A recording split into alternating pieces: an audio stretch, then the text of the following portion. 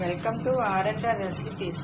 ఈరోజు మనం బజ్జీ మిరపకాయలతో పకోడీ తయారు చేసే విధానం చూద్దాం.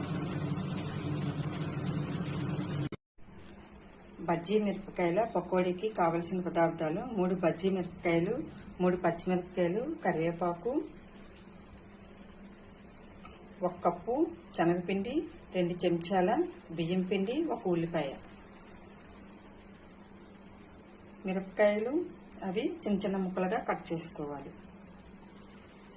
పసుపు కొద్దిగా, ఉప్పు తగినంత, కొద్దిగా సోడా, కట్ చేసుకున్న పచ్చిమిరపకాయలు, కట్ చేసుకున్న కొత్తిమీర, కట్ చేసుకున్న ఉల్లిపాయలు, కట్ చేసుకున్న బజ్జీ మిరపకాయలు,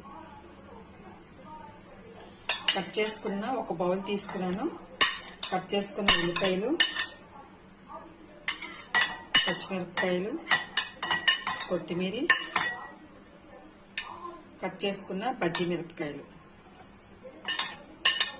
నేను రౌండ్గా కట్ చేసుకున్నాను.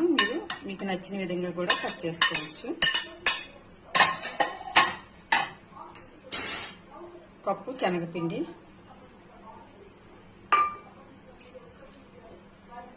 2 స్పూన్ల బియ్యం పిండి, కానేవాళ్ళ సోడా అంటే తినిన సోడా కొద్దిగా, ఉప్పు, పసుపు అన్నీ వేసుకొని బాగా కలుపుకోవాలి. ఫ్రెష్గా చేసుకున్న అల్లం వెల్లుల్లి పేస్ట్ కూడా వేసుకోవాలి. పకోడీ చేసినప్పుడు అల్లం వెల్లుల్లి పేస్ట్ వేయడం వల్ల చాలా టేస్టీగా ఉంటుంది. వేసి బాగా కలుపుకోవాలి. కొద్దిగా వాటర్ వేసుకుంటూ కలుపుకోవాలి.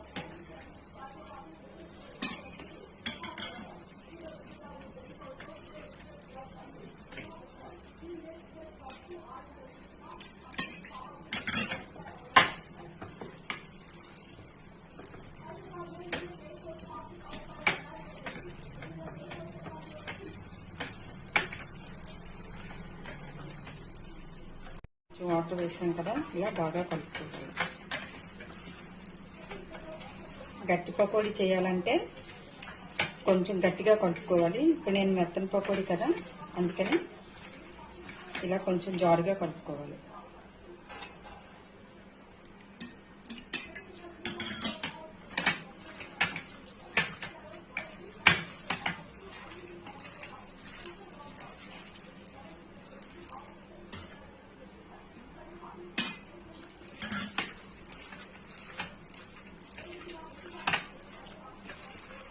ఉంచితే 10 నిమిషాల పాటు ఇలా ఉంచవచ్చు, లేకపోతే వెంటనే కూడా వేసుకోవచ్చు. ఇలా కలుపుకున్నాం కదా, మూత పెట్టి 10 నిమిషాల పాటు ఉంచడం వల్ల పకోడీ టేస్టీగా ఉంటుంది. 10 నిమిషాలు అయింది, మూత తీసి చూద్దాం. కళాయిలో నూనె వేడెక్కింది కదా, ఇప్పుడు పకోడీ చిన్న చిన్నదిగా వేసుకోవాలి.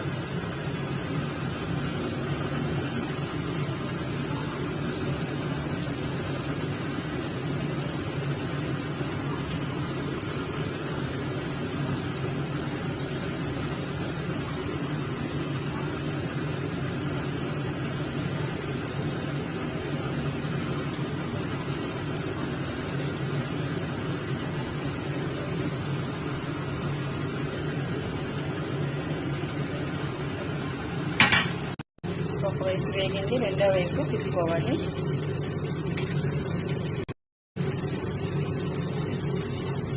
మనం బియ్యం పిండి వేసాం కదా, బియ్యం పిండి వేయడం వలన ఆయిల్ ఎక్కువ పట్టదు.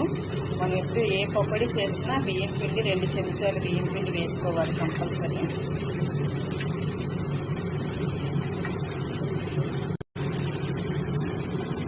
బజ్జీ మిరపకాయలు అలా తినడం ఇష్టం లేని వాళ్ళకి ఇలా బజ్జీ మిరపకాయలు ముక్కల్ని ఇలాగ కట్ చేసి ఇలా పకోడీలో వేయడం వల్ల పిల్లలైనా పెద్దవారైనా ఇష్టంగా తింటారు.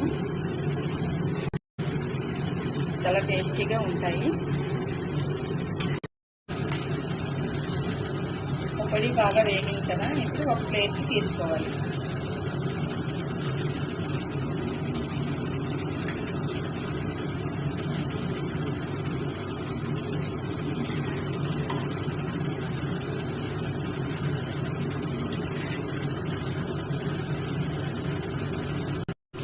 రెండోసారి కూడా ఇలా మొత్తాన్ని వేసుకోవాలి.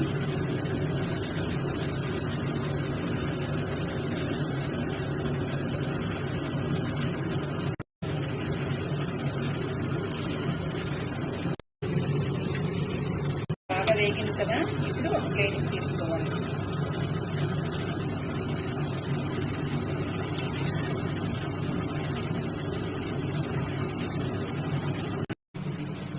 పచ్చి మిరపకాయల పకోడీ రెడీ అండి. చాలా టేస్టీగా ఉంటుంది. మీరు కూడా ఒకసారి ట్రై చేయండి.